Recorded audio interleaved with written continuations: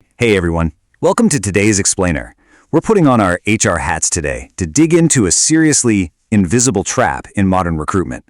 We're talking about the hidden bias in interview questions that honestly, almost nobody is talking about. Let's jump right in. Think about this for a second. What if your hiring process is actually unfair before a candidate even opens their mouth to answer? Crazy, right? Most companies pour massive resources into auditing their final hiring decisions. Looking at who got the job, who didn't, and trying to retroactively figure out if it was fair.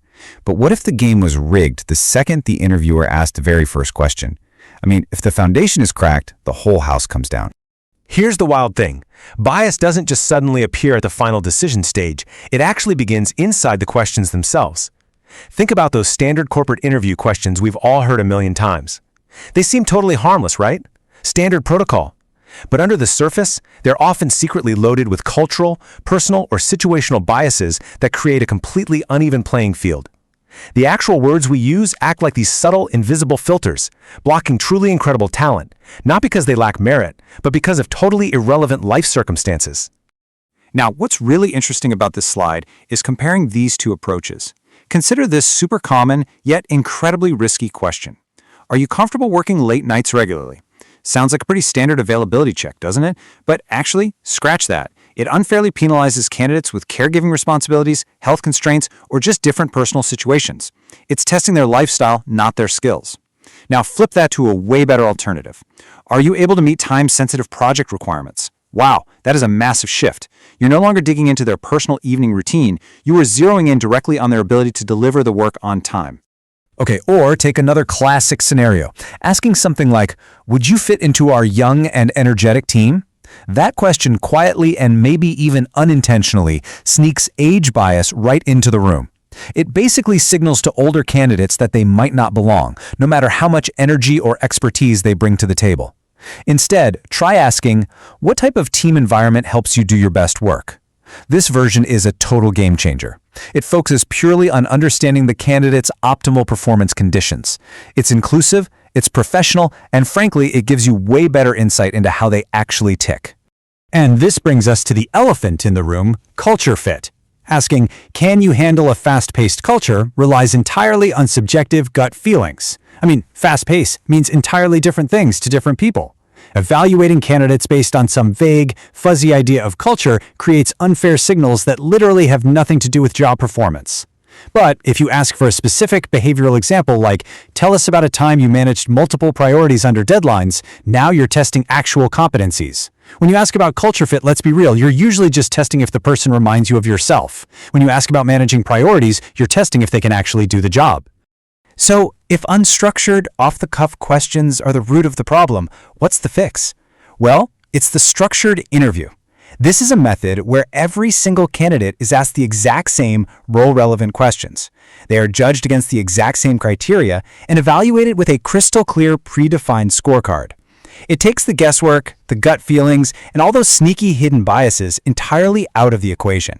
It's basically a shield that protects both the candidate and the company from unfair evaluations.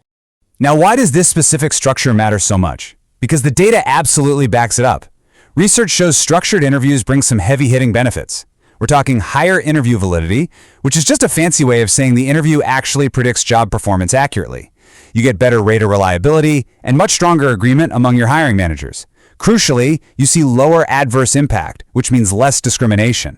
And from the candidate's side, research shows this method leads to a much stronger perception of fairness. They know they were judged purely on merit, and that does wonders for your employer brand. But okay, let's have a reality check here. For busy HR teams, startup founders, and hiring managers who are running a million miles a minute, manually checking every single interview question for hidden biases, well, it's incredibly difficult. Institutionalizing that level of fairness manually requires hours of prep for every single role. It becomes a massive bottleneck.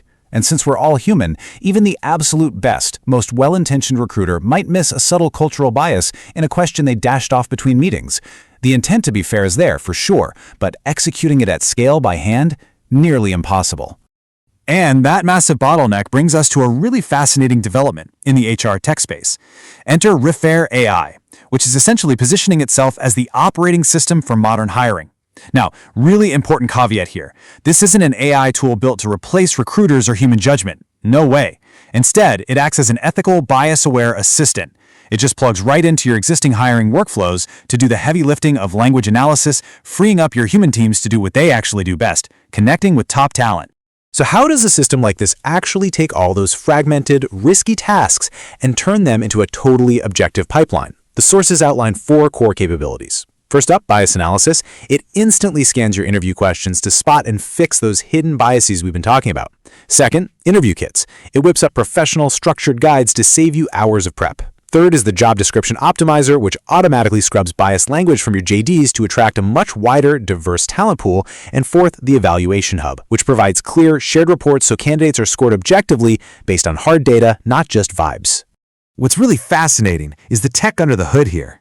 The semantic AI layer isn't just some basic spell check that flags bad words. It actually understands the deep intent behind the questions. It fundamentally rebuilds them around core competencies. If a flawed, biased question gets typed in, the AI rewrites it to focus 100% on merit and skill. Then, it generates calibrated scoring rubrics to ensure that no matter who is actually conducting the interview, the candidate evaluations remain completely consistent across the board. It's absolutely brilliant. Of course, theory and cool features are great, but real-world impact is the whole shebang. Just take a look at this insight from Sarah Jenkins, the head of talent at TechFlow. She said, "We've seen a 40% increase in diverse hires since we started using their bias detection engine." I mean, wow. That perfectly demonstrates the massive scale of the problem we discussed at the top of the explainer. By simply changing the questions being asked, literally just eliminating bias at the language level, this company was able to drastically transform the diversity and the sheer quality of the talent coming through their doors. As we wrap up this explainer, I want to hammer home one absolutely crucial takeaway. The future of hiring is not just about faster recruiting.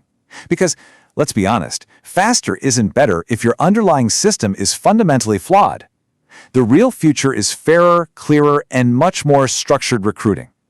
Better hiring always starts before the interview even begins. It starts in your preparation, in your job descriptions, and most importantly, in the specific, everyday words we choose to use when evaluating another human being's potential. So I'm going to leave you with this final provocative thought. Are your interviews truly testing talent, or are they just testing fit? Think about it. It's a question every single hiring manager, founder, and HR professional needs to seriously ask themselves right now. Because if you're just testing for fit, you might literally be letting the absolute best talent walk right out the front door. Thanks so much for joining me for this explainer today. Keep learning, keep questioning your own processes, and I will catch you in the next one.